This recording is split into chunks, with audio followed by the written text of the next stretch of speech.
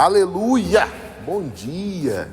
Senhor, libere graça, favor sobre a sua vida. Palavra de Deus, Romanos 5,17. Ontem eu falei desse trecho um pouquinho à frente, hoje eu quero voltar, mas eu quero falar de outro aspecto. Diz assim: se pela ofensa de um e por meio de um só reinou a morte, muitos mais os que recebem a abundância da graça e o dom da justiça reinarão em vida por meio de um só, a saber, Jesus Cristo.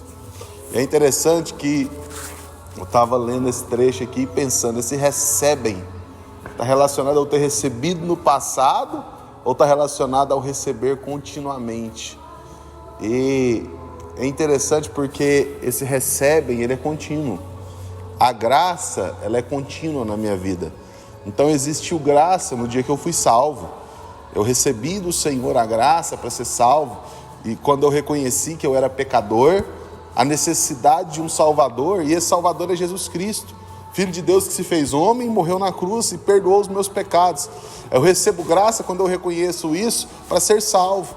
Mas agora eu continuo recebendo graça quando eu enxergo que eu não sou bom e que Ele continua cuidando de mim e que a obra dEle é o que cuida e que me guarda. Eu gosto muito da história de Tamar. A Tamar, ela errou, ela pisou na bola. Só que é interessante que Judá queria condená-la. Vou contar um pedaço para você ter clareza sobre isso. Tamar se casou com um filho de Judá. Esse filho morreu. Então ela casa com o segundo. Porque na época a lei ela dizia que o irmão deveria assumir a esposa, a viúva, para que houvesse descendência. Então ela casa com o segundo, ele morre também. E o terceiro a rejeita, não vou casar porque tem algo errado. Então, Tamar fica morando sozinha em um lugar meio perdido. E certo dia ela vê Judá vindo de longe. E ela se veste como uma prostituta. E ela se deita com Judá.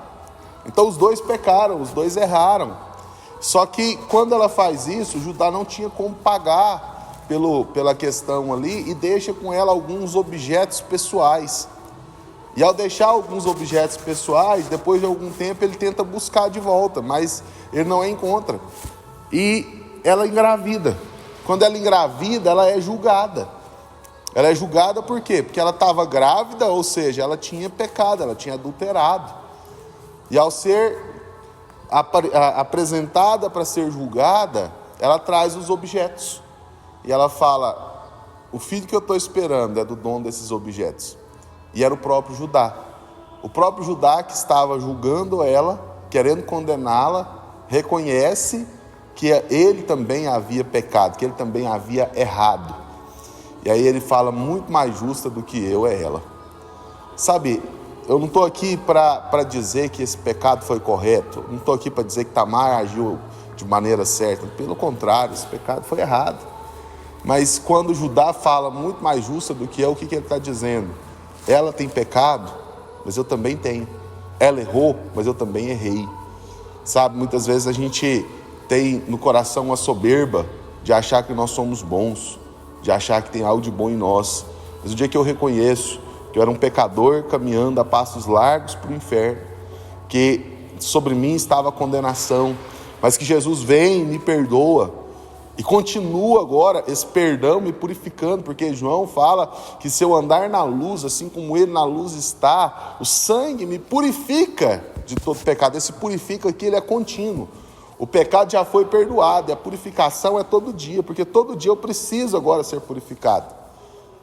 Então quando eu entendo isso, agora eu não olho mais para o meu irmão com cara de querer condená-lo. Pelo contrário, eu olho para o meu irmão com cara de amor, com olhos de que enxerga: eu também preciso de perdão. Quando eu olho para aquele mendigo na sarjeta, eu não julgo ele, eu não condeno, eu falo: Senhor, eu entendo que se não fosse o Senhor na minha vida, eu estaria na mesma condição. Tem alguns irmãos que são dependentes químicos, e eu falo para eles, olha irmão, se não fosse o Senhor na minha vida, eu também seria. Se não fosse a graça de Deus, eu estaria no mesmo lugar. Não porque eu tenho prazer nessas coisas, mas porque a alma da gente, ela grita. E é o Senhor que nos fortalece. Mas eu quero voltar no texto de Romanos 5,17. Os que recebem a abundância da graça e o dom da justiça. Hoje eu quero te dizer, para receber, é necessário ter um coração humilde, um coração que não tem vaidade, que não diz eu sou bom ou eu mereço, mas é um coração que fala, eu recebo porque o Senhor Jesus fez. Eu recebo porque a obra é dele. E porque ele fez, eu posso desfrutar. Sabe? O qual resultado? Você vai reinar em vida. Não é porque nós merecemos, mas é porque nós confiamos nele. Por isso eu quero te dizer, receba. Não fique se colocando em um lugar de ser bom ou em um lugar de ser muito ruim ao ponto de achar que Deus não te valoriza. Pelo contrário, receba do Senhor, olhe para o Senhor e desfrute daquilo que Deus tem para você. Amém?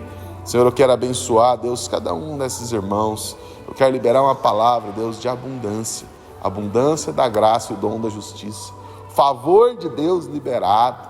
Oh, Espírito Santo, venha quebrar as cadeias da mente e liberar vida em nome do Senhor Jesus. Amém e amém.